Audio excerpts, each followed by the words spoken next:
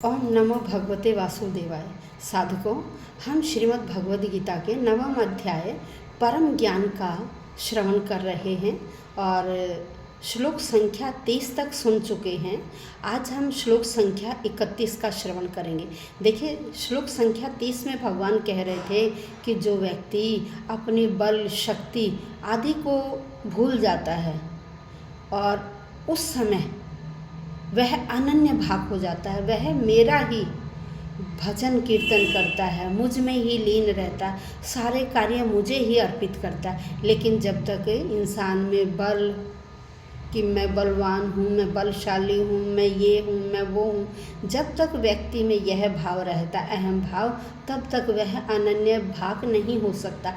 अनन्य भाग कब होता है? जब वह सब कुछ त्याग देता है, किसी प्रकार का अहम भाव नहीं रहता, सब कुछ भगवत में ही उसे दिखाई देता है, तो तब वह व्यक्ति अनन्य भाग हो जाता है। कह रहे कितना भी दुराचारी से दुराचारी व्यक्ति ही क्यों ना हो, जब वह अनन्य भाग हो जाता है तो मैं उसे महात्मा की उपाधि दे देता हूँ और फिर वह व्यक्ति वहाँ आकर दोबारा से वह पतन की ओर अग्रसर नहीं होता है, दोबारा से वह पतन में नहीं जाता है, वह वहाँ से नहीं गिरता है। अब श्री भगवान अर्जुन को उपदेश दे रहे हैं, कह रहे हैं कि देखिए, जो मेरी प्रतिज्ञा कर लेता है, जो मेरी प्रतिज्ञा कर लेता है, मेरी प्रतिज्ञा करने के बाद वह उस पतन की ओर नहीं जाता है, क्योंकि भगवान अपने भक्त की प्रतिज्ञा को कभी नहीं टालते हैं। इसलिए जब व्यक्ति प्रतिज्ञा कर लेता है कि मैं सब कुछ भगवान का हूँ, भगवान का ही अंश हूँ, भगवान ही मेरे मित्र हैं और मैं ही भगवान का हूँ, जब व्यक्ति यह समझ लेता है तो तब वह भगवान की प्रतिज्ञा कर लेता है, भगवान की प्रतिज्ञा, भगवान की शरण में चला जाता है और ऐसे अपनी भक्त की प्रतिज्ञा को भगवान कभी टालते नहीं हैं। तो आइए श्लोक संख्या 31। क्षिप्रं भवति धर्मात्मा शाश्वत शांतिं निगच्छति कौन्ते प्रति जानी ही न में भक्त प्रणश्यति। अब देखो यहाँ क्या कह रहे हैं, क्षिप्रम भवति। क्षिप्रम होता है बहुत जल्दी, भवति बन जाता है धर्मात्मा, वो धर्मात्मा बन जाता है। भी पहले बुरे से बुरा कार्य कर रहा था, लेकिन अब वो भगवत प्राप्ति कर चुका है, भगवान की शरण में आ चुका है, तो अब वो क्या करता है? धर्मात्मा कहलाता है। भगवान की नज़रों में वह धर्मात्मा या साधु या महात्मा कहलाता है। और फिर उसके बाद क्या, जब वो धर्मात्मा बन गया, वो महात्मा बन गया, जब महात्मा बन गया, भगवान भक्ति में लीन हो गया, तो उस समय क्या होगा? उसे परम शांति मिलेगी। तो कह रहे फिर क्या? शाश्वत शांतिम निगच्छति। शाश्वत शांति, हमेशा रहने वाली, एक रस रहने वाली शांति को निगच्छति, प्राप्त कर लेता है। ऐसा व्यक्ति जो महात्मा बन गया, दुराचार छोड़कर महात्मा बन गया, अब उसे क्या है? परम से परम शांति, शाश्वत शांति की प्राप्ति हो जाती है। कौन्ते हे कुंती पुत्र प्रति जानी ही, कह रहे घोषित कर दो। क्या करो? घोषित कर दो। न में कभी नहीं, मेरा भक्त प्रणश्यति, नष्ट नहीं होता। कह रहे फिर मेरा भक्त कभी नष्ट नहीं होता, वो पतन के गड्ढे में नहीं गिरता है। जब उसने एक बार प्रतिज्ञा कर ली है तो उसके बाद वह कभी दोबारा उस दुराचार में नहीं जाता, उस पतन के गड्ढे में फिर वह नहीं जाता, क्योंकि उसने प्रतिज्ञा कर ली है और वह भगवत शरण में आ चुका है। भगवत शरण में आने के बाद उसे महात्मा की उपाधि मिल जाती है और उस समय उसे परम शांति प्राप्त होती है।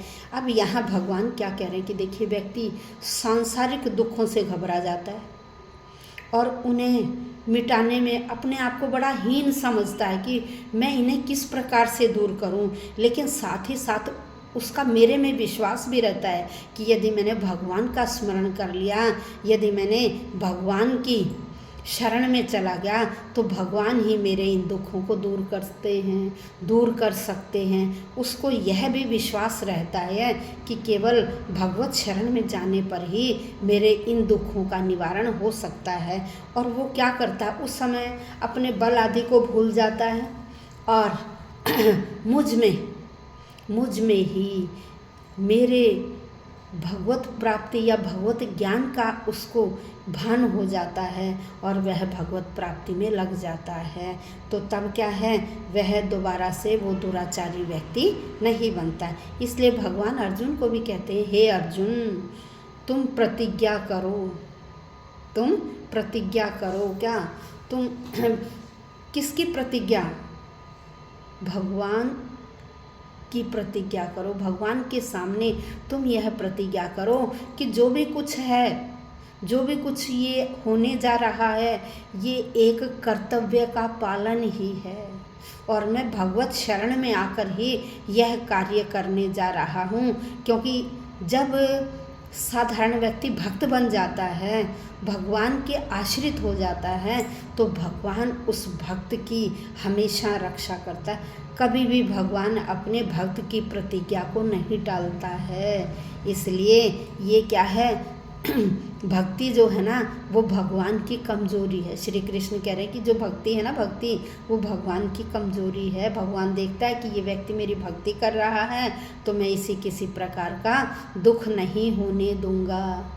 जो व्यक्ति प्रतिज्ञा कर लेते हैं तो भगवान उसकी प्रतिज्ञा को कभी नहीं टालते हैं, हमेशा उसकी रक्षा करते हैं, उसे अच्छे कार्यों की ओर अग्रसर करते हैं, दुख में उसका साथ देते हैं, दुख में उसका साथ देते हैं। और इस प्रकार से व्यक्ति भगवान की शरण में चला जाता है और भक्ति भाव से वह भगवान की उपासना करता है।